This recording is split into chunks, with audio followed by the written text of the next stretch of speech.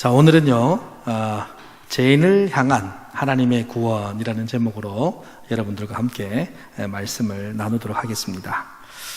오늘 본문 1절에 보니까는 바울이 이렇게 자기를 핍박했던 예루살렘 교회에 있는 그 유대인 그리스도인들에게 이런 얘기를 하죠. 호칭을 부형들아 이렇게 부릅니다. 부형들아 무슨 얘기예요? 아버지와 형제들아 그 얘기를 하는 거죠. 여러분 지금 이 바울이 부형들아라는 말을 할 때 그 얘기를 듣는 바울을 공격했던 그 많은 그 유대인 그리스도인들이 바울이 말하는 이 호칭을 들으면서 어떤 기분이 들었을까요? 저는 그게 참 궁금해요. 근데 이제 바울을 막 공격하고 있는 그 시점에서 부형들아 그랬으면은 한편으로는 참 어이없다. 또 저 사람 미친 거 아닌가? 저렇게 죽을도록 맞으면서도 어떻게 저런 말을 하는가? 막 그랬을 텐데 사실은 22장 1절에 부형들아라고 바울이 부르기 전에 21장 40절에 보니까 천부장과 군대가 바울을 어느 정도 호위를 했습니다. 근데 그 호위는 바울이 호위 받을 만한 자격이 있고 이 천부장이 받들어야 될 대상이라서 그런 게 아닙니다. 소동이 났어요.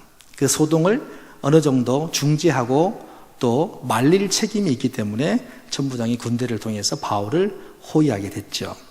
그리고 이 천부장에게 바울 자신이 먼저 자기가 어떤 사람인지를 소개를 했습니다.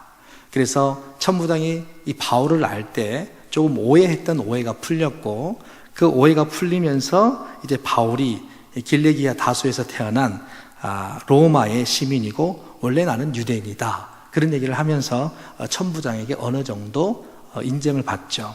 그래서 천부장의 허락하에 바울이 청대 위에 올라가서 서서 자기를 죽이려고 했던 많은 사람들에게 손짓을 하죠.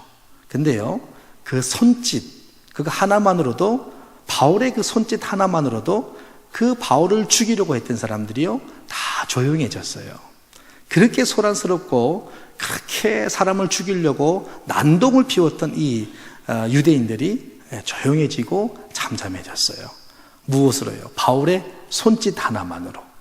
저는 40절의 이 말씀, 바울이 서서 백성에게 손짓함에 매우 조용히 한 후에, 그러니까 바울이요, 먼저 말로 조용히 하도록 만든 게 아니라 손짓 하나 가지고 조용하게 만들었다는 거예요.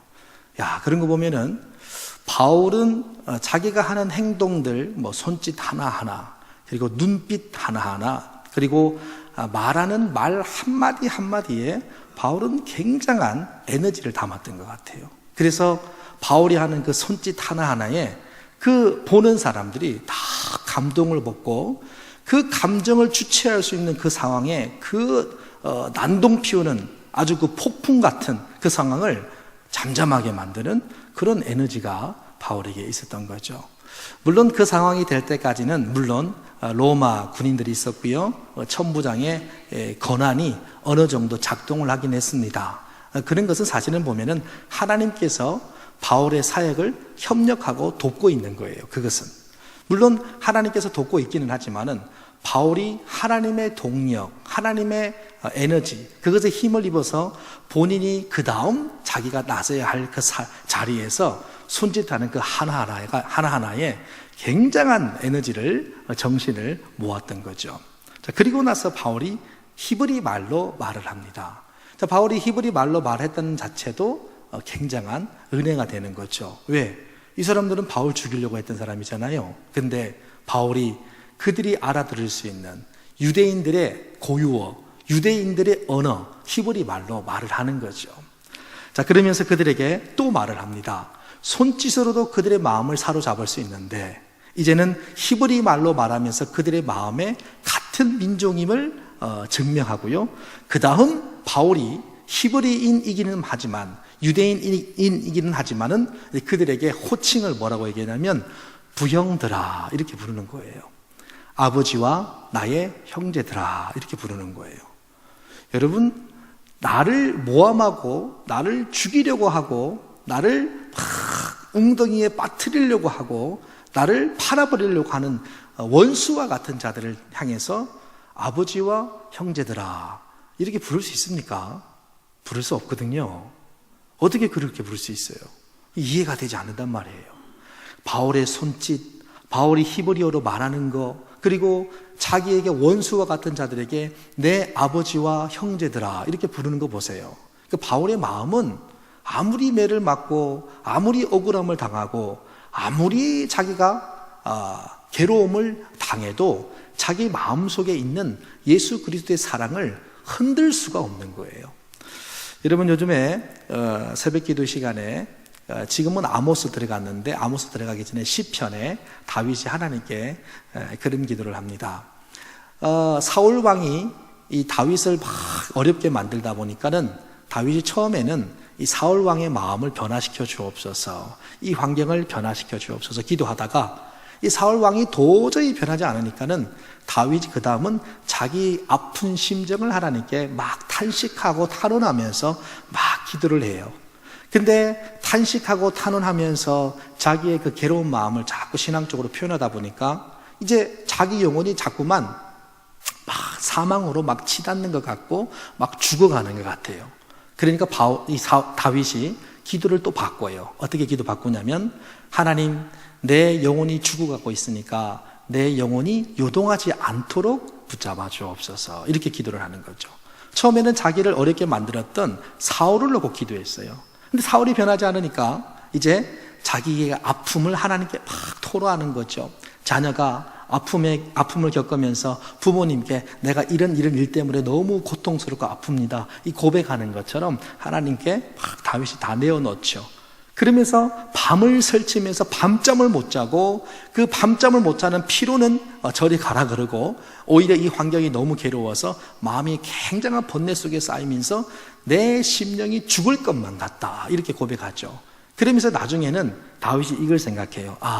이러다가 내가 이거 못 이기면 내 영혼이 죽겠구나. 그래서 그 다음에는 다른 기도하지 않고 자기 중심의 영혼을 놓고 하나님께 기도합니다. 그래서 하나님을 찬양하면서 나중에는 결단하기를 내 영혼을 요동치 않도록 내 영혼이 요동하는 것을 허락지 않는 하나님 앞에 그가 감사함으로 낙큰 제를 드린다. 그런 고백을 해요. 그러니까는 결국에 가서는 뭐냐면은 우리 각자가 자기의 영혼과 신앙의 중심을 바로 잡는 것이 중요한 거거든요. 욥이 사탄의 공격 때문에 자기 주변에 있는 많은 재산과 자기의 종들, 가축들, 자녀들 다 죽고 다 빼앗기고 자기의 아내마저 자기를 저주하고 도망갔죠. 그리고 자기를 위로하려고 왔던 새 친구들도 처음에는 막 위로하고 싶은 마음 때문에 왔다가는 이 욥과 함께 얘기를 서로 나누면서 욥이 교만하다고 욥을 막 지적하죠. 하나님을 안다는 저들도 분별력이 흐트러져서 막 지적을 했어요. 그때 욥이 이런 고백을 합니다. 내가 적신이 왔사오니 내가 적신이 돌아가올지라. 주신 자도 여호와시요 취하신 자도 여호와시오니 모든 것이 여호와의 것이다. 내가 여호와를 찬양하겠다. 그런 고백을 하면서 욥이 그런 고백을 해요. 우리가 잘 알고 있는 고백. 하나님 내가 내 입술로 범죄하지 않게 도와주옵소서. 여러분 환경이 조금씩 어려워지면 그 어려워지는 환경에 집중이 됩니다. 그러면 그걸 놓고 기도할 거 아니겠어요? 근데 그 환경이 조금씩 어려워지다가 이제는 완전히 하나님이 그 기도를 들어줘서 회복시켜주면 좋은데 회복이 안 되고 끊임없이 그 환경이 어려워지다가 나중에는 그 환경 자체가 다 망해진다. 그러면은 그 상황을 놓고 기도할 거는 없어요. 왜? 끝나버린 상황이니까. 그럼 그 다음의 것을 놓고 또 기도하는 거죠. 근데 그 다음을 놓고 막 기도하는데 그 상황도 호전이 없어요. 그럼 나중에 무엇을 위해 기도합니까? 내 입술을 놓고 기도하는 거죠. 내 영혼을 놓고 기도하는 거죠. 하나님 내 영혼이 요동치 않게 해주옵소서. 하나님 환경이 이래도 내 입술로 하나님을 범죄하지 않게 해주옵소서. 결국에는 자기의 어려운 환경으로 몰아넣는 주변 사람들을 탓하거나 그들을 위해 기도하기보다는 내 영혼이 하나님 앞에 범죄하지 않도록 기도하는 거예요. 그래서 기독교 신앙의 시작점과 종착점은 뭐냐면 자기 성찰로 진행되는 거거든요. 그래서 욥이나 다윗이나 다 자기 영혼을 놓고 기도를 했습니다. 자기 영혼을 놓고. 자, 그런 거죠. 그 어려운 상황 속에서도 결국에는 다른 것에 탓하는 게 아니라 자기 영혼을 놓고 기도할 수 있는 영성의 깊이, 그리고 영성의 높이, 그리고 그 넓은 영성, 그것을 지닌 자는 어떨까? 그런 생각을 해봤어요. 그러니까 오늘 본문에 나오는 바울이 자기를 죽음으로 몰아넣는 사람들에게 아주 반갑고 또 따뜻한 마음으로 손짓을 하면서, 그러면서 그들을 바라보면서 그들이 알아들을 수 있는 히브리 말로 말을 하면서 그들에게 말문을 엽니다. 호칭을 얘기해요. 나의 아버지여, 나의 형제들이여, 이러는 거죠. 여러분, 그러니까 바울 마음속에는 자기를 죽이려고 하는 그 원수와 같은 저들에게도 그 마음이 욥과 다윗처럼 그 영혼이 요동함을 허락지 않는 하나님의 힘을 입고 내 영혼을 절대로 이런 어둠의 권세가 흔들게 할 수 없다. 그런 예수 그리스도의 복음적인 사랑이 그 마음 중심에 꽉 자리매김하고 있는 거예요. 그러니까 그 공격들이 들어와도요, 자기 입술은 사랑의 언어가 나오고요, 그 어려움이 공격이 들어와도 자기 눈빛이나 손짓이나 자기가 말하는 말이나 또 이들에게 어떻게 말을 전달할까 생각하는 사고나 모든 게 그리스도의 사랑으로 다 이렇게 다 뭉쳐져 있는 거예요. 그러니까는 그 상황 속에서도 이제 로마 군인들이 어느 정도 호의하고 천부장이 커버해 주니까 자기 하고 싶은 말 마음대로 그냥 내지를 수 있을 거 아니겠어요. 그런다고 해서 지금 유대인들이 바울을 죽일 수 있나요? 못하거든요.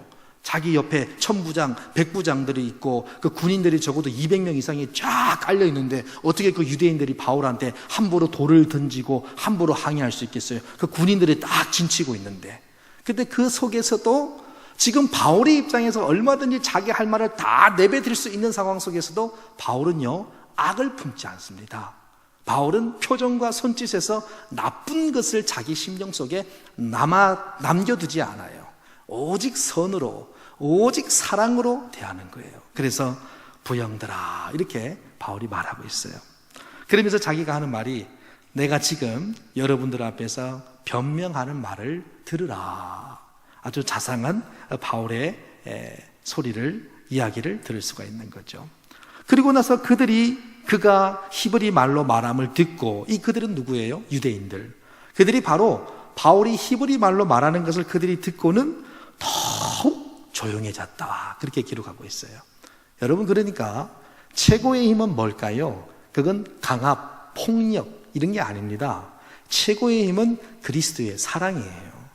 그리스도의 사랑이 모든 것을 이기는 거예요. 그러니까 어떤 공격을 당하고 어떤 어려움을 당해도 우리가 그리스도 사랑 안에 있는 것이 승리하는 길임을 믿으시기를 바랍니다. 이 그리스도의 사랑이 여러분의 입술과 손짓과 표정과 언어에 묻어나기를 주님의 이름으로 축원해 드립니다. 이 모든 사람들이 다 조용해졌어요. 그러면서 바울이 이런 말을 하죠. 나는 유대인으로 길리기아 다소에서 났고 이 성에서 자라 가말리엘의 문화에서. 나는 유대인이다. 그들의 언어로 접근한 것도 굉장한 접근인데, 여기서 나는 당신들과 같은 민족이다. 나는 유대인이다. 그리고요, 길리기아 다소는 그 당시에 굉장한 학문적으로 번성한 도시였습니다. 그러니까 나는 교양과 학문을 겸비한 사람이다. 길리기아 다소 출신이다 그러면 알아줬단 말이에요. 그러면서 자기의 출신을 말해요. 이 성에서 내가 자랐다. 또 그리고 가말리엘은 뭐예요? 유대교 전통 사상에서 가장 중심이 되고 가장 최고의 학문 기관이 바로 가말리엘이란 말이에요. 그러니까는 유대인들에게 나는 가말리엘 출신이야 그러면은 어느 누구도 딴지 못 거는 거죠. 오히려 유대인들의 전통과 율법을 가르치는 학문 기관이, 최고의 학문 기관이 가말리엘이니까 나는 가말리엘에서 배운 사람이다. 이러니까는 그 유대인들이 어느 정도 바울에게 마음을 열었다가 이제는 마음을 여는 정도가 아니라 바울이 가말리엘 출신이라는 그 말에 그냥 아무도 말을 함부로 하지 못하는 상황이 되는 거죠. 가말리엘의 문화에서 우리 조상들의 율법에 엄한 교훈을 받았고, 그냥 단순한 교훈이 아니라 엄한 교훈. 오늘 너희 모든 사람처럼, 그러면서 자기를 핍박하고 박해하는 그들에게 또 더 다가갑니다. 그 내용이 2절의 마지막에 있어요. 오늘 너희 모든 사람처럼 하나님께 대해서 열심히 있었다. 여러분들이 하나님에 대해서 이렇게 열심히 있는 것처럼 나도 하나님에 대해서 열심히 있는 유대인 가말리엘 문화생이다. 그런 얘기를 하는 거죠. 여러분, 이 정도 얘기했으면은 바울에 대해서 이제는 조용히 하고 바울에 대해서 길을 열어야 될 거 아니겠어요? 이 정도면은 유대인들에게는 어느 정도 설득력 있는 정도냐면 유대인들에게는 이제 100% 설득력 있는 얘기를 다 했단 말이에요. 그들에게 뭐 하는 거죠? 자기를 죽이려고 했던 사람들에게 더 접근하는 거예요. 그리고 그들의 믿음을 사기 위해서 더 다가가고 있는 바울의 소개가 나옵니다. 내가 이 도를 박해하여, 이 도는 뭐예요? 지금 바울 자신이 전하고 있는 이 도, 예수가 그리스도라는 이 도를 얘기합니다. 그러니까 유대인들은 지금 예수님이 그리스도다 믿지 않거든요. 사람이 어떻게 하나님의 아들이라고 얘기하는가? 신성 모독이라고 얘기하는 거거든요. 그리고 사람이 부활했다 안 믿는 거란 말이에요. 그리고 모세의 율법으로 구원받는 것이 아니라 예수를 그리스도라고 믿어야 구원받는다는 내가 지금 정언하고 있는 이 도를 자기도 옛날에는 박해했던 사람이다. 이제 어때요? 더 설득력이 있죠. 그래서 내가 어느 정도였냐면 사람을 죽이기까지 하고, 그러니까 반대로 얘기하면은 지금 바울을 죽이려고 들었던 저들이 유대인이잖아요. 여러분들처럼 하나님의 열심이 있고 여러분들처럼 예수가 그리스도라고 믿는 사람들을 내가 잡아 죽이려고 따라다녔고 그들에게 찾아갔고 그리고 실제로 예수가 그리스도라고 하는 사람을 내가 죽이기까지 했다. 나도 당신들과 같은 입장이었다. 그런 얘기를 하는 거죠. 남녀를 결박하여 옥에 넘겼다. 그리고 내가 이 공권력을 가지고 이 그리스도인들을 다 잡아 죽이려고 공문을 가지고 떠났을 때 내가 그 공문 가지고 떠나는 것을 유대인들에게 있어서 지도자들, 대제사장과 장로들이 나를 봤다. 내가 그 공문 가지고 잡으러 가는 거 목격했고 그들이 정인이다. 그러니까 바울의 과거가 확실하게 증명이 되는 거죠. 그리고 내가 예루살렘으로 끌려 들어갔다. 그런 얘기를 합니다.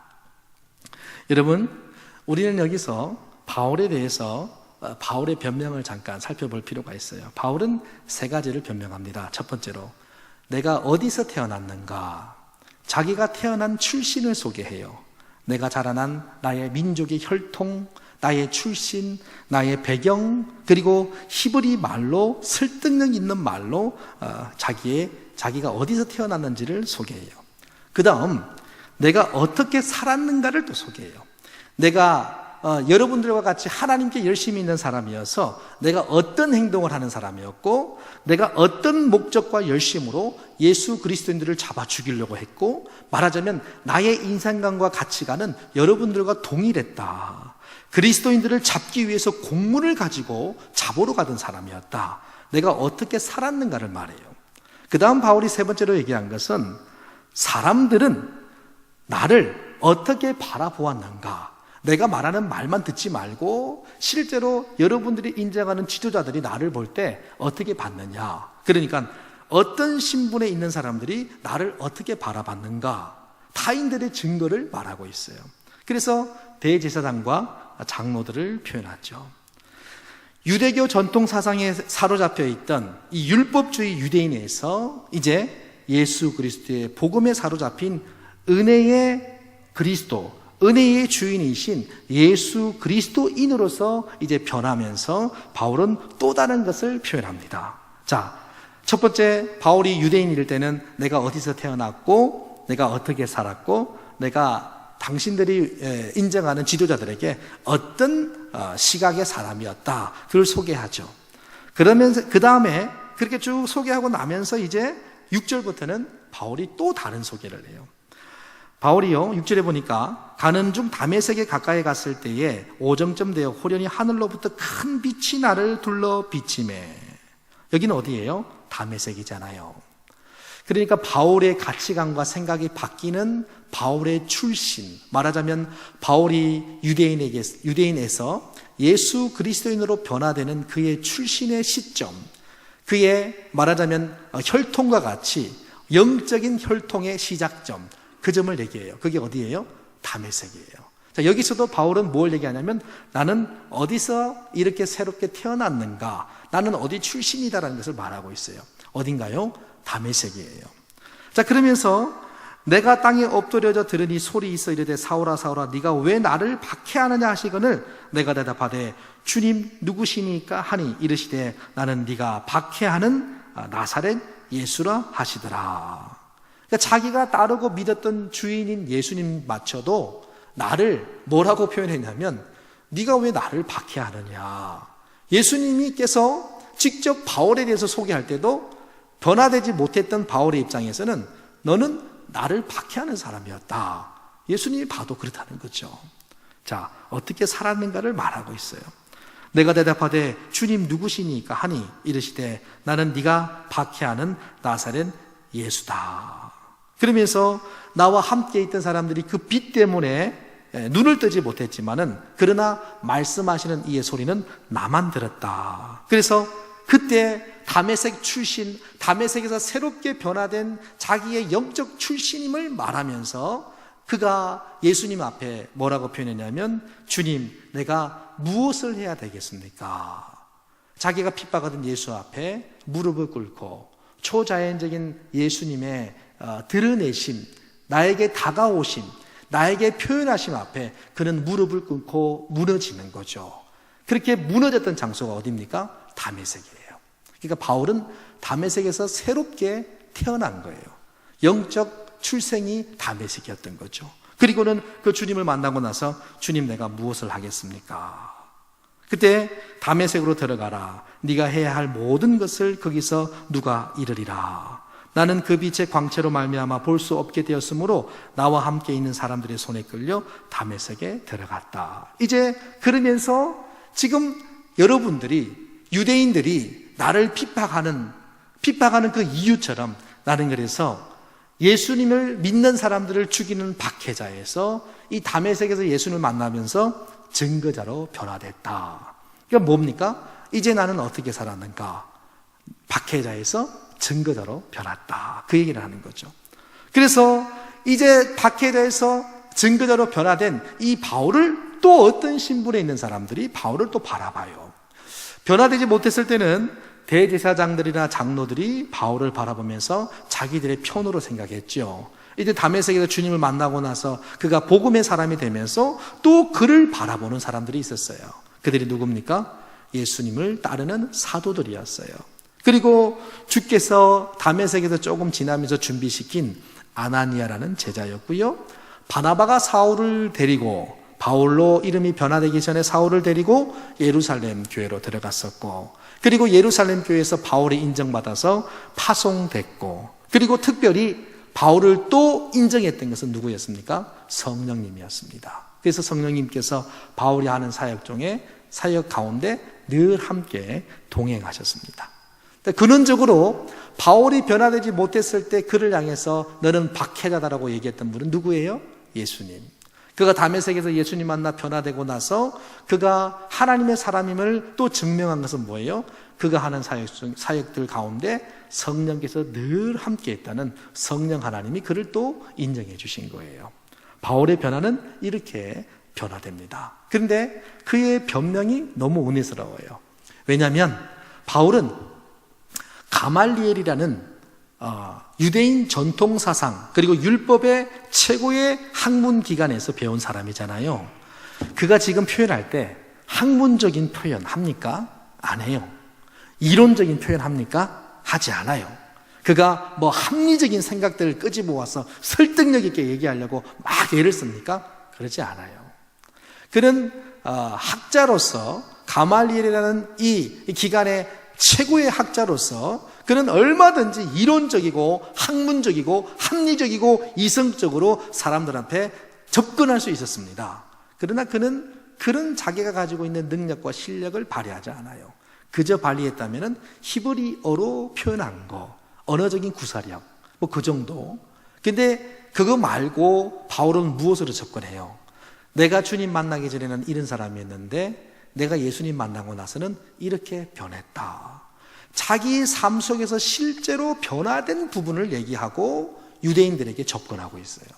자기가 예수님 만나서 변화된 부분, 다른 얘기하지 않고 학문적인 얘기하지 않고, 학문적인 얘기에도 얼마든지 유대인들에게 설득력 있게 유대인들 마음 사로잡을 수 있지 않겠어요? 얼마든지. 왜? 그 사람들은 유대교에 그냥 충분히 그냥 젖어 있는 사람들이고 유대교에 완전히 그냥 다 녹아 있는 사람들인데 가말리엘에서 자기 배운 학문 그것으로 얘기하면은 얼마든지 그들 마음 살 수 있지 않겠어요? 그런데 바울은 그 얘기를 한마디도 하지 않는 거예요. 내가 가말리엘 출신이었다 그 얘기만 하고 그 다음에는 내가 다메섹에서 내가 박해하는 예수님을 만났다. 자기가 가지고 있는 학문을 무엇으로 여긴 뒤에 바울이 이런 고백을 합니까?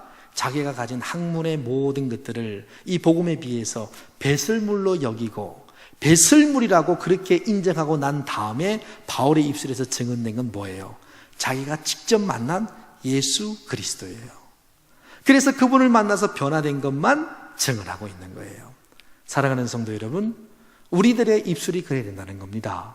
우리가 하나님 만나기 전에는 내가 가지고 있는 능력, 나의 재능, 내가 잘하는 거, 나의 재주, 나의 능력이라든지 어떤 특기, 또 내가 가지고 있는 어떤 전공들, 그런 것들 가지고 내가 살아왔다면 내가 어느 시점에서 예수님 만나고 변화되고 내 인생과 가치관이 바뀌는, 말하자면 바울에게 있어서 영적 출생지인 다메섹처럼 우리가 주님을 만나서 내 인생관과 가치관이 바뀌었던 그 시점이 있고 그 지점이 있을 거 아니겠어요? 그 이후로부터 우리가 주님과 함께 동행하면서 우리의 입술은 어떻게 변화되었나요? 우리 입술은 또 무엇을 자랑하나요? 그런데 우리는 예수님을 만나서 예수님을 주인하고 고백한 그 이후로부터도 그지없이 바울이 지금 다메섹에서 변화되고 난 다음에 예수를 자랑했던 것처럼 그렇게 우리의 삶에 일어난 변화, 하나님을 만나서 내가 새롭게 변화됐고 내가 어떻게 바뀌었고 내가 어떤 인생관과 가치관으로 살아갔는지를 나를 과거 알았던 사람들에게 표현하고 이 복음을 증거하기보다는 여전히 예수님을 주님이라고 고백하면서도 여전히 주님 만나기 전에 입술처럼 내가 가진 것, 내가 갖춘 것, 내가 어디 출신인 것, 그거 자랑하면서 살지 않나요? 그러니까 무엇이 나타나지 않아요? 복음의 능력이 안 나타나는 거예요. 복음의 능력이. 내가 주님을 만나서 변화된 그 변화의 내용들을 서로 나눠야 될 거 아니겠어요? 진심으로. 그러다 보면은 그 변화시키신 그리스도가 드러나서 그 그리스도로 인해서 그리스도가 증거될 것인데 여전히 우리는 예수님을 주인으로 고백하지만 우리는 나를 드러내죠. 여기서 복음의 능력이 달라지는 거예요. 바울은 어떤 변화가 있습니까? 신분의 변화가 주어졌습니다. 정통주의 유대인에서 이제 예수 그리스도의 증거자로 고난을 가했던 가해자에서 이제는 고난을 받는 피해자가 되게 됐죠.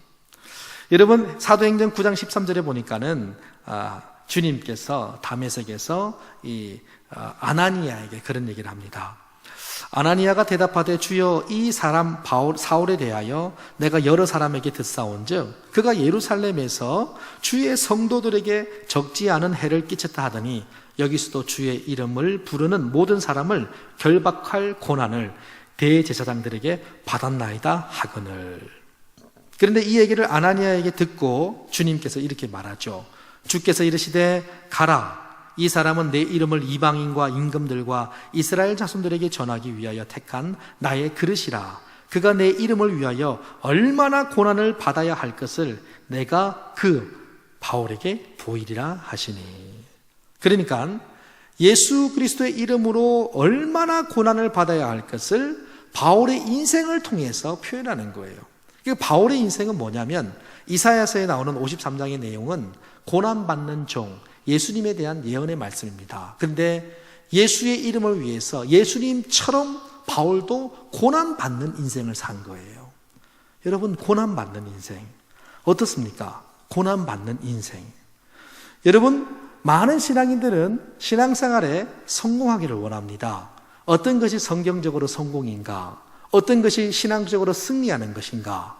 그래서 많은 사람들은 성공의 조건들을 하나님께 기도 제목으로 걸고 막 기도합니다. 우리 사업이 잘 되게 해 주옵소서. 건강이 잘 되게 하옵소서. 학업이 정진되게 도와주옵소서. 그리고 돈 많이 벌게 해 주옵소서. 행복하게 살게 해 주옵소서. 그런 기도가 다 잘못됐다는 얘기는 아니에요.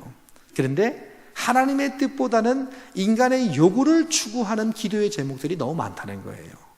바울은 지금 자기 인생 속에서 무엇을 감행하기를 원했냐면 예수님처럼 고난받는 종으로, 예수의 이름처럼, 예수의 이름을 위해서 그가 얼마나 고난받아야 되는지 그의 인생을 통해서 분명히 드러내야 된다는 아나니아를 향한 예수님의 그 기도의 응답처럼 바울의 인생이 성공적일 수 있으려면 예수의 이름으로 많은 고난을 받는 것이 바울에게는 성경적인 성공의 인생이라는 거예요. 성도 여러분, 그러니까 우리가 신앙생활하면서 우리 신앙의 승리는 무엇인가요? 그것은 세상 사람들의 인생관과 가치관처럼 동일한 인생관과 가치관이 되는 것이 아닙니다. 표면적으로는 같은 모습으로 하나님께서 우리 인생을 성공적인 인생으로 끌고 갈 수 있지만은 때로는 세상 사람들과 자연인들이 꺼려하는 인생이 바로 우리를 향한 하나님의 뜻과 우리를 향한 하나님의 성공적인 인생일 수 있다는 거예요. 그래서 바울은 지금 주님의 이름을 위해서 고난의 현장으로 들어가는 이사야서 53장에 예수님을 비유로 표현했던, 예수님을 예언적으로 표현했던 고난받는 종의 모습들을 바울이 똑같이 그 길을 걸어가면서 당하는 거죠. 바울이 이 땅에 살아가면서 성공적인 인생이 될 수 있으려면 뭐 해야 되는 거예요? 부유하고 넉넉해지고 여유롭고 많이 갖추고, 그것이 바울에게는 성공적인 인생이 아니라는 거예요. 바울이 성공적인 인생으로 살다가 주님 앞으로 가려면 바울은 뭐 해야 돼요? 예수님의 이름을 위해서 고난받는 삶을 사는 것이 바울의 인생의 성공적인 인생이라는 거예요. 그래서 호세아도 장녀를 자기 아내로 삼아서 그 많은 고생을 했잖아요. 욥도 사탄에게 시험받아서 그 어려움을 겪었잖아요. 다니엘도 하나님을 잘 섬겼는데 포로로 잡혀가서 그 사자굴 속에서 얼마나 어려움을 당했습니까? 다니엘의 세 친구들도 그 펄펄 끓는 풀무불에 들어가서 그 풀무불 속에서 어려움과 박해를 당해야만 됐던 거 아니겠습니까? 무엇이 성공적인 인생이냐는 겁니다. 근데요, 무엇이 성공적인 인생인가? 성경에 보니까 하나님 나로 부유케도 마시고, 왜? 부유해서 교만할까봐. 하나님 나로 없게도 마시고, 왜? 하나님 믿는 사람들이 없어서 손가락질을 받을까봐. 근데 그 초심은 뭐예요? 하나님께 영광이 되는 인생을 살고 싶다는 거잖아요. 그런데 우리가 얼마 전에 성경 말씀 보면서 알았던 거지만, 하나님께 감동받아서 예루살렘으로 입성하려고 하는, 예루살렘 교회로 가려고 하는 바울의 제자들과 일행들이 막았잖아요. 근데 그들도 성령의 감동함을 받았어요, 안 받았어요? 받았단 말이에요. 그들도 성령의 감동을 받고 성령님께 기도하는 자들이고, 바울과 함께 선교비를 예루살렘 교회에 전해주기 위해서 살게 동참했던 동력자들이란 말이에요. 근데 왜 그들은 예루살렘 교회에 바울 보고 가지 말라 그랬습니까? 근데 왜 바울은 같은 성령 안에서 살아갔는데 왜 바울은 예루살렘 교회에 가야 된다고 하면서 가지 말라고 울고 있는 저들을 보면서 바울의 마음이 속상했습니까? 그러니까 성령 하나님의 감동을 받았다, 그건 1차원적인 거예요. 성령 하나님의 감동을 받았으면 그 하나님께서 원하시는 행로가 무엇인지도 정확하게 분별하고 그분께서 가라고 하는 메시지대로 내 행동을 순종함으로써 받아내야 되고 소화해낼 줄 알아야 되는 거예요. 그래서 바울은 하나님의 말씀대로 예루살렘 교회에 들어가잖아요. 그러면서 지금 어려움을 겪고 있는 거잖아요. 같은 하나님의 감동을 받았는데 왜 어떤 이는 그렇게 해석하고 어떤 이는 이렇게 살아갑니까? 왜 어떤 이는 저렇게 로드맵을 잡고 왜 바울은 죽음의 길임을 알면서도 그 예루살렘 교회로 들어갑니까?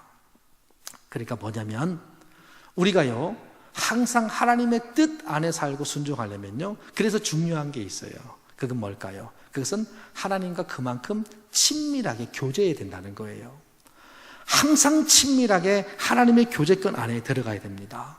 예배를 통해서 하나님을 만나고, 기도를 통해서 하나님을 만나고, 말씀을 통해서 하나님을 만나고, 그래서 주신 감동이 있으면 이제 내가 어떻게 행동해야 되는지 하나님께 여쭈면서 하나님께서 원하시는 대로 내가 걸어갈 수 있는 하나님과 친밀한 교제가 있어야 된다는 거예요.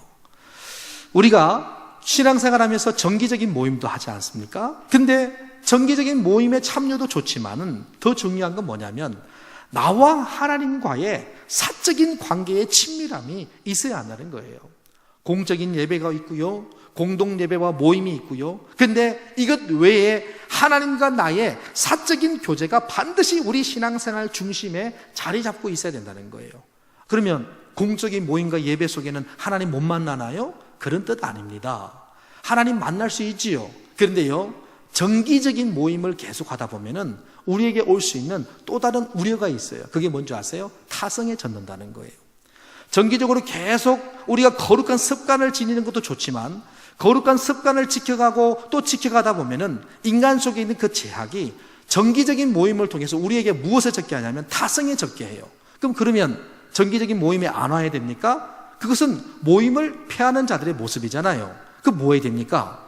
정기적인 모임에 참석하지만은 그럼에도 불구하고 그 외에도 내 삶 속에서, 내 사회생활 속에서, 나의 가정생활 속에서, 내가 직장생활하는 삶 속에서 내가 하나님을 나 개인적으로 그분을 만나는 하나님과의 관계의 시간이 있어야 된다는 거예요. 근데 그 시간 없고 우리가 교회 안에서 신앙생활하면서 모든 교회 안에 있는 공적인 모임들 다 참석하면서 그럼 우리가 신앙이 자꾸 자라야 될 거 아니겠어요? 근데요, 제가 이런 교회 저런 교회 이렇게 쭉 목회하면서 그리고 아버지 목회하면서 쭉 봐오면서 교회 안에서 모든 교회 교인들이요 정기적인 모임에만 참석한다고 그 사람들이 신앙이 성숙하는가? 근데 성숙이 한계가 있어요. 그러니까 정기적인 모임에 다 참여하면서도 내가 하나님을 개인적으로 만나는 만남의 시간을 반드시 확보해야 됩니다. 예수님께서도 예수님의 제자들과 함께 사역하고 나서 그들이 다 자고 하루 일과가 끝났을 때 예수님은 언제나 본인 스스로가 하나님을 만나기 위해서 밤에 산의 길을 올랐습니다. 그리고 늘 하나님께 밤이 맞도록 기도하고 또 기도하는 습관을 길렀어요. 그러니까 뭐냐면 나 개인적으로 하나님을 만날 수 있는 깊은 교제의 시간이 반드시 있어야 돼요. 그것이 없다. 그러면 사람들은 대부분 거의 99%가 타성에 젖어 들어가게 돼 있어요. 근데 그 타성에 젖지 않고 정기적인 모임을 하면서도 신앙을 유지하고 신앙을 성숙시켜 나가는 사람들 중에 특징은 뭐냐면은 그들은 정기적인 모임 외에도 자기 스스로가 하나님을 만나기 위해서 갈망하고 막 자기 마음을 찢고 하나님 앞에서 통회하고 부르짖는 시간이 반드시 그들에게는 있더라는 거예요. 여러분, 그래서요, 롯을 보세요. 롯은요, 하나님 앞에 성실하게 살았습니다.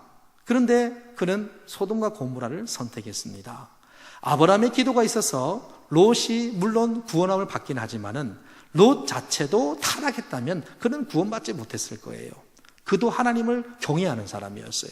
아브라함의 기도와 롯 자신의 신앙이 결합돼서 롯은 구원받을 수 있었던 거예요. 그리고 롯은 순종함으로써 소돔과 고모라를 뒤돌아보지 않았죠. 구원함을 받죠. 우리가요, 정기적인 모임에 많이 참석하면요, 참 괜찮은 사람은 될 수 있어요. 그리고 충성스럽고 열심히 있는 신앙인으로 평가받을 수는 있어요. 교회 일꾼은 될 수 있고요, 적극적이고 능동적인 사람은 될 수 있어요. 하지만은 성령으로부터 감동을 받았음에도 불구하고 순종치 못할 수 있어요. 그리고 필요한 자원이 넉넉하고 풍부했던 그 소돔과 고모라에 정착한 이 롯을 보세요. 롯처럼 순간 하나님과 깊은 교제를 하지 않아서 내 눈에 보이기에 좋은 곳을 향해서 집중하고 선택할 수 있어요. 롯이 그랬어요. 하나님을 경외하는 사람이지만 롯의 성공은 어디였습니까? 최고의 문화와 문명이 있는 곳을 향해서 그는 결단하고 결정했어요. 결국 롯의 판단이, 롯의 선택이 잘못된 것임을 롯을 구출의 내심을 통해서 드러나게 되는 거죠. 롯은 왜 이런 실수를 범했던 것일까요? 롯이 하나님을 몰라서? 아닙니다. 롯이 날마다 하나님과 긴밀한 교제를 하지 않았기 때문이에요.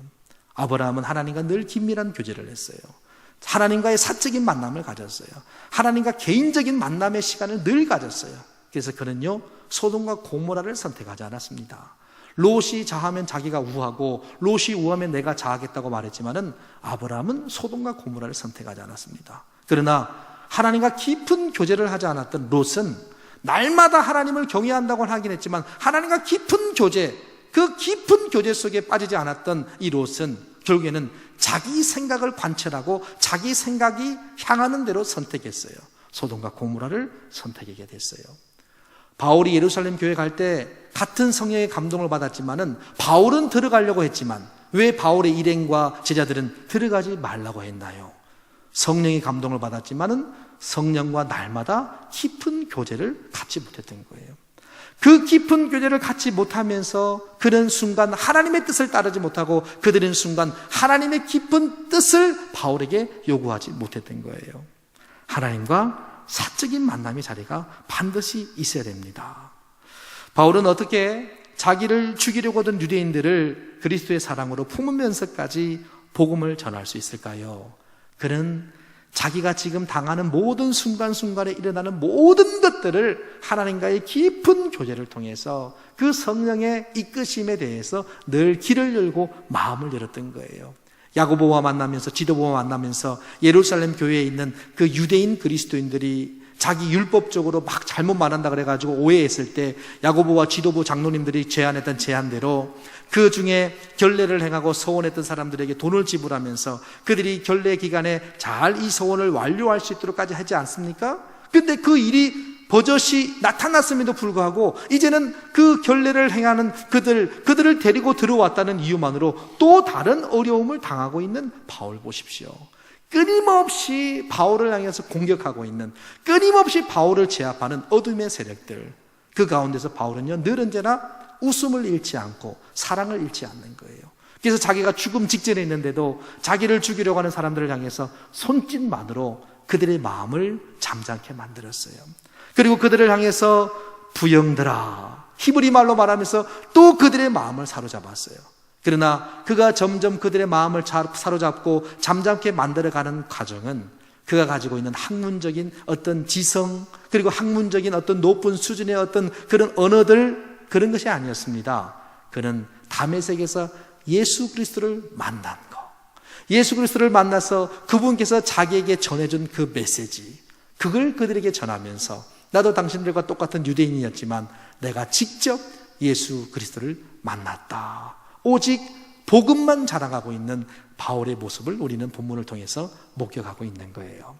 사랑하는 성도 여러분, 우리가 교회 안에서 이런저런 여러 가지 사역들을 하고 또 여러분들을 개인적인 삶 속에서 하나님을 위해서 살아갈 텐데 하나님과 깊은 관계를 가지십시오.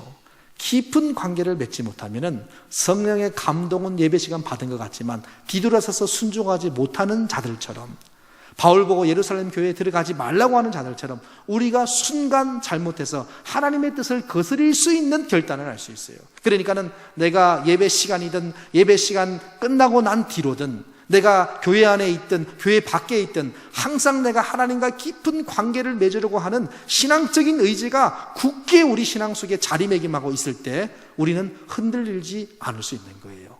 사랑하는 성도 여러분, 말씀을 마치겠습니다. 이러한 은혜가 저와 여러분들의 삶 속에 충만하기를 주님의 이름으로 축원해 드립니다.